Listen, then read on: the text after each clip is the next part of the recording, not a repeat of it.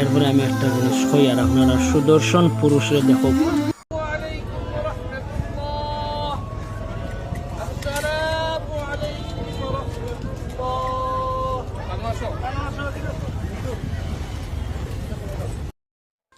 দেখছেন নি আপনারা সুদর্শন পুরুষের জানাজার নামাজ তার বাপ মার আগে সই ওই সুদর্শন পুরুষে আপনারা যে খোয়াইনি যে বাংলাদেশের মধ্যে সবচেয়ে সুন্দর।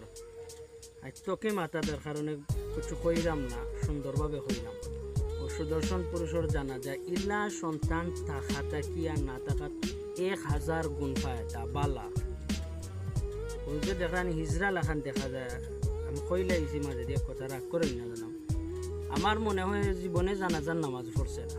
জানাজার নামাজ তো দূরে রাখুকা, আমার তার যে আজকের যে জানাজার নামাজের দৃশ্য দেখলাম, দৃশ্য দেখি আমার মনে হয় জীবনে মনে হয় পশ্চিম মুখা বুলেও টুকা আইয়া গিয়া করছে না, শিক্ষা দিছে না।